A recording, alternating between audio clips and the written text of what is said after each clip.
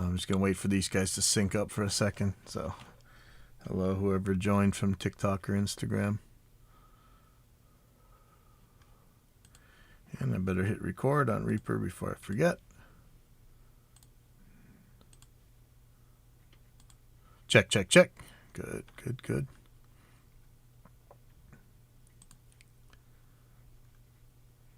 Yeah, looks like we're up, so.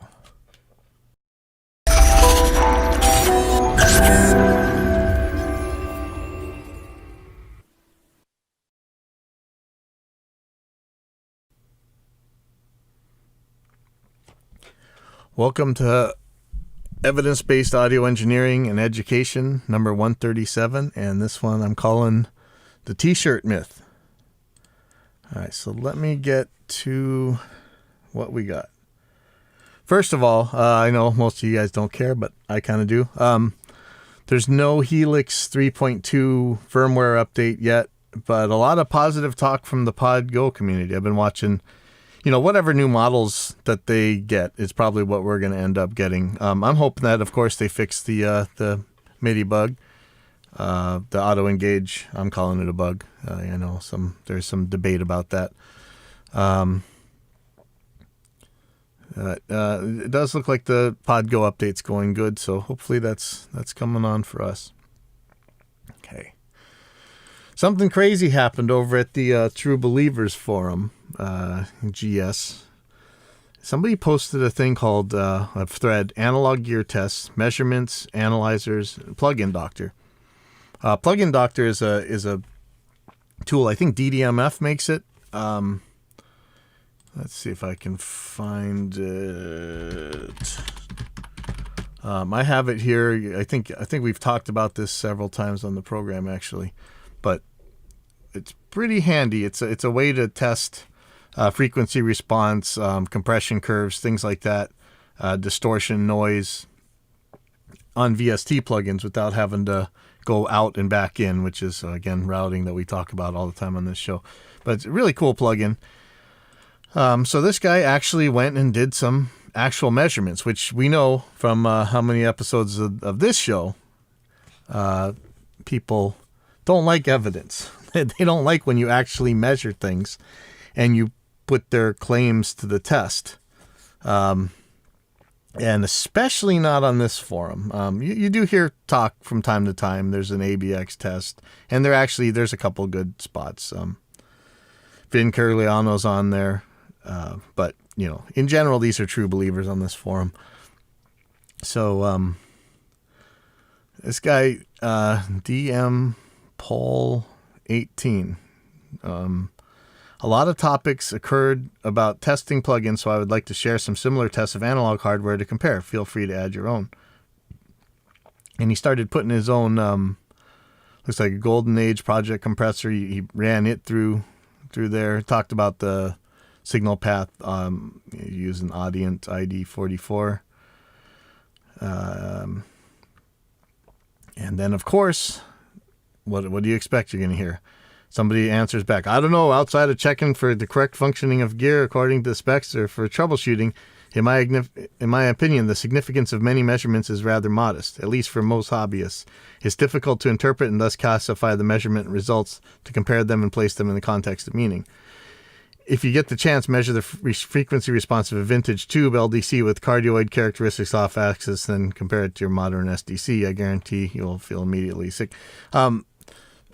Not that this is a useless thing, though. This is what we want to see. We want people to actually compare, especially if they're saying that this thing is so different than this other thing, and you can show that they're exactly the same thing. Now, SWS1, and I'm not sure if this is Standing Water Studios, and we haven't heard from, the Reaper SWS plugin extension thing. I'm not sure if that's who this is. He says, my interesting results from playing with Plugin Doctor. I originally started by analyzing a UAD Pultec plugin using Andrew Shep's mix bus setting. Low end set to 100 Hertz, boosted to just under 3, high end at 10K, boosted to between 3 and 4 with the broad curve. As Andrew described it himself, he said it was a smiley face. However, when you look at that in Plugin Doctor, it is not a smiley face. When those low and high and settings are used together, the result is completely flat up until the boost at 10K. The low end boost by itself is half of a smiley face, and the high end boost by itself is the other side of the mouth. But when done together, the curves intersect, and all that is left is the boost at 10K. Overall gain is up 1 or 2 dB, however. Not the smiley face I think he thought he was getting. I then tried to match it using my API 5500, and I could get very, very close, except for the overall gain increase by boosting 10 kilohertz by 2 decibels and 400 hertz shelf by 2 decibels on the API. If I wanted the smiley face that Andrew suggested he was aiming for, I boost 100 hertz or 200 hertz on the API. Since then, I was able to replicate Andrew's UAD Pultec setting by using a Pultec EQP 500X. The only difference was the boost knob was more sensitive on the hardware than it was in the plugin. Barely above 0 corresponds to 3 on the plugin. So this is kind of crazy. This guy's actually, this is what I want to hear. This is what we want to know, is what is really happening. And so this guy, decided to check if he really was getting what he thought he was getting from an EQ. And it'd be interesting to hear what Andrew Scheps has to say with this. It might turn out that he doesn't know this either, or maybe he's getting a different result. Maybe he has a different EQ or something. But it turned out that what these guys thought they were doing was really just nulling itself out, except for a little boost on the highs. And you always wonder about that stuff. But is there some kind of phase weirdness going on as well, though? I don't know if you can.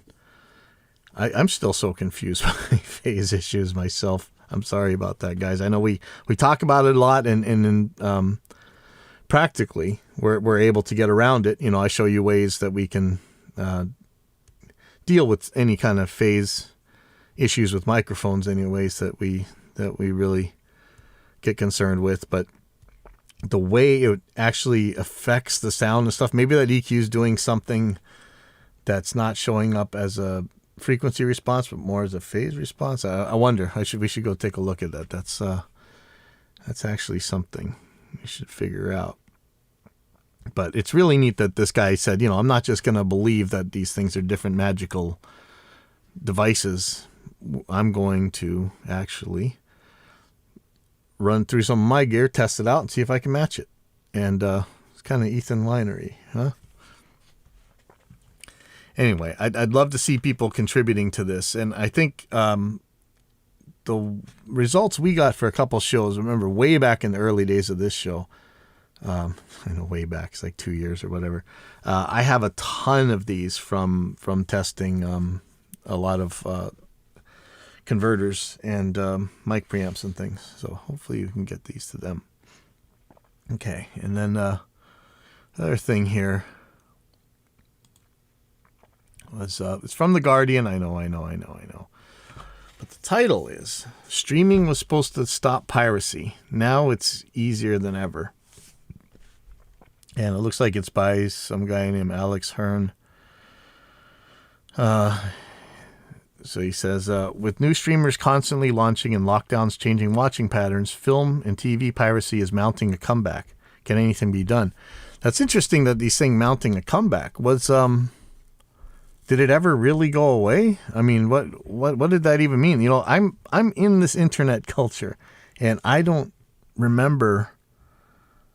I don't know what that this comeback could even refer to. I mean, it's funny. People don't pirate plugins the way they used to. They don't pirate a lot of software the way they do. The way video games, I guess maybe this is related to how video games are item malls now, pay to win, and they have the in-game purchases and stuff. So you don't actually have to sell the software. You're selling a subscription basically. And I guess, is that what you meant by comeback? Like when the subscription services went on, did people stop streaming? Because you can still see whatever on wherever, I'm sure. So yeah, if somebody wants to tell me, in fact, if you want to get on the chat, it's you can see it in the description if you're watching on Facebook, YouTube, or Twitch. But it's a big important thing to us, because we were told the t-shirt myth, right? oh, don't worry about all your music getting stolen. You can't sell CDs anymore. Don't worry about, you'll make it up in T-shirt sales, which was never true, right? That's why the way the media described this, these are still open wounds, right? The media, TV, movies, and stuff, they were giving the music industry crap. They were treating us like we were these horrible people for, the whole Napster incident. Like, oh, it's so bad that you want artists to get paid. And then all of a sudden, the actors, when the internet got fast enough and you could actually very easily pirate movies and videos, and in fact, especially once it went so fast that you could watch these things in real time, all of a sudden, now you got the actors saying, oh, hey, we should be paid for our work and piracy's bad and stuff. But, most of news kind of stayed out of that until, it's nice to see now, especially after the whole learn to code thing. You see these newspapers, these print newspapers, they're like 4 or 5 of them folded into one because finally that piracy came for them.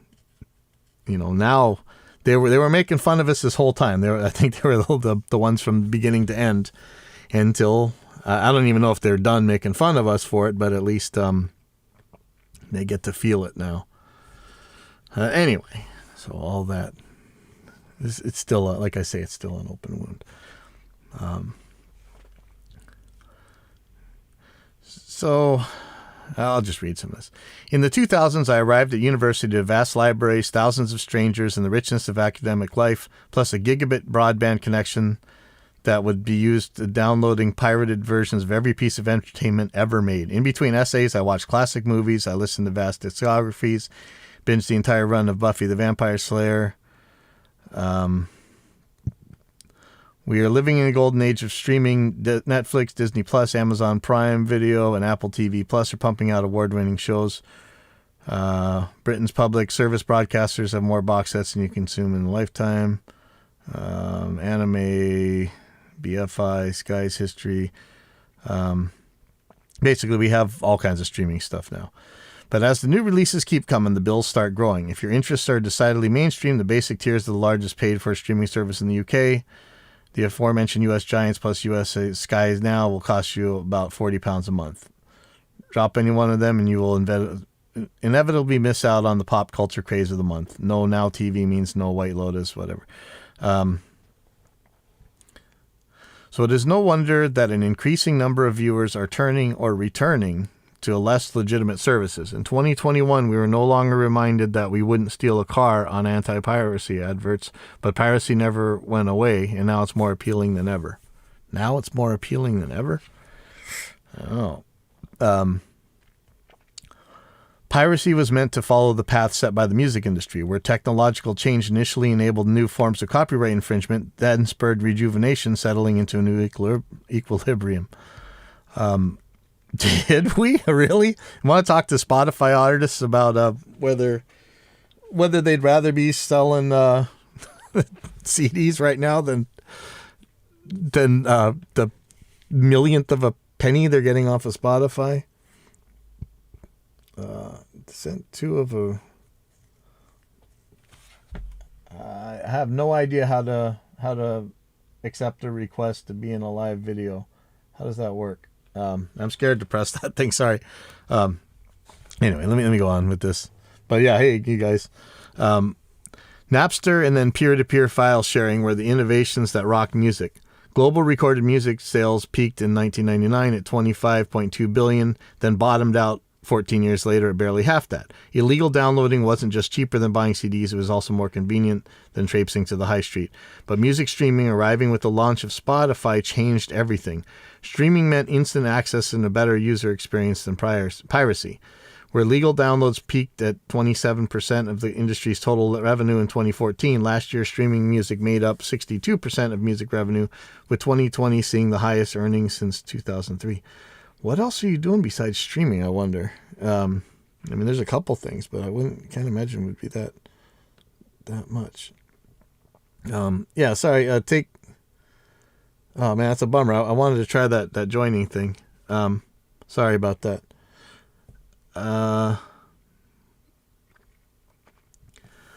when they talk about streaming changed everything, remember, guys, I mean, I'm not the music business show at all, but yes, Spotify is making a pile. I heard that Spotify's made more in maybe 2015, 2016, something like that, than the entire music business put together made in 1999. I'm not sure if that's true. But just because Spotify is making a pile of money doesn't mean that piracy isn't hurting the bands. I mean, that's you can't get there from here. All right, you're gonna have to make that case. That's a much different one. So I guess it's more applicable to the film industry because now you're talking about very big money players, just like the people who get paid in Spotify. It's the very biggest. So let me go on with the article. The hope was that the film industry would repeat music's success in tackling piracy. Again, that success was good for some, really bad for the artists. The shift from VHS to DVDs to Blu-rays wasn't as phenomenally successful for film and television as the CD boom was for music. I can't believe we're even still talking about Blu-ray. Cinema and broadcast rights still made the lion's share of revenue, which is weird. Broadcast rights, when you're talking about traditional TV, that sounds kind of crazy to me still, But when download speeds increased, piracy became an even bigger problem. Yes.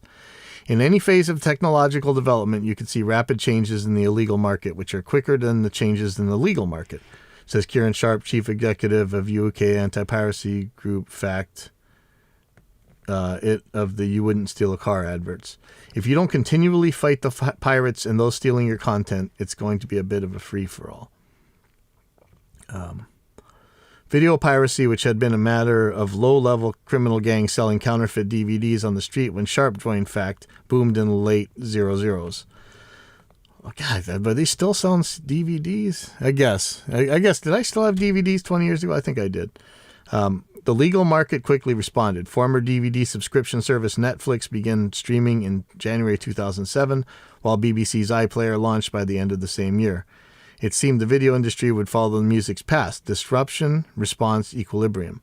But over the last decade, the differences between the two sectors have become clear, and the blame could lie with House of Cards. I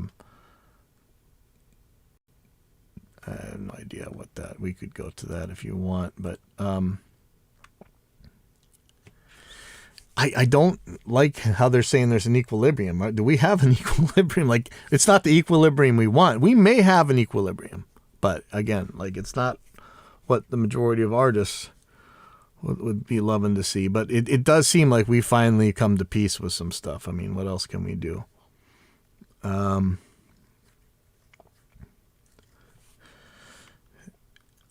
Anyway, they say... She says the piracy peak may have began in the pandemic. In 2020, there was this massive increase in piracy at the start of the pandemic where everyone suddenly found themselves working from home. That's unusual. We normally see big spikes up on things like 1st January holidays, but the average is smooth. The tale is less one of demand than of supply. For movies, piracy had typically been kept at bay while the film was in cinema, and viewers had to either pay or settle for a fuzzy version recorded on a hidden camera. But the pandemic broke that pattern. Films such as Black Widow, Godzilla vs. King Kong, and Wonder Woman 1984, released on streaming days after they hit the few cinemas left open, drove incredible traffic to piracy sites. You know, it's funny. You always wonder if the ad servers themselves, I mean, they know where their stuff is going. YouTube makes such a big deal about content and stuff. You would think that all these other companies that are making money off ads, and who knows if you're actually subsidiaries of Google Ads themselves, which would be the ultimate hypocrisy. But you would think that they could say, hey, this illegal stuff's going through here, so we're going to take your stream, just like they do on YouTube. I don't see why they wouldn't do that with the ads. But anyway... if the pandemic and a fragmented market are driving people to piracy, it is less having an impact on what they're watching. The most popular pirated shows in the UK included a few that are available on free-to-air TV. Interesting. Anyway, so I wonder, is this article really telling us anything we didn't know? It's made some claims, but what I really wanted to talk, understand about when we're looking at this is, did it really go away and then come back? I think, I guess the subscription thing kind of went, but it's not really for what happened to us. What happened? We went to streaming. Spotify made a bunch of money, and the artists, for the most part, don't make jack, and they can't go out there and play. So there's no T-shirts to be sold. Anyway, so that's that. Finally, it's just short here. We're gonna have some bands playing tonight, and doing my regular live stream thing. But being outside, it's a little bit trickier. So I have to use a laptop so everything's going all over the place. We're using a remote software control thing as well. What I was wondering about is Restream. The REA stream, the Reaper plugin, or the Replugs plugin, not the web thing that I'm actually sending to you on. It looks like Restream can send over the network to... Because otherwise I have to run like headphone out of the XR18 through like two 50-foot cables back into my room, do all kinds of crazy stuff. But if I can just do Restream, that would be awesome. So if anybody knows how to use Restream, let me know, because I need to know that in the next couple hours, actually. So thank you. But I'll see you guys next week. And, okay.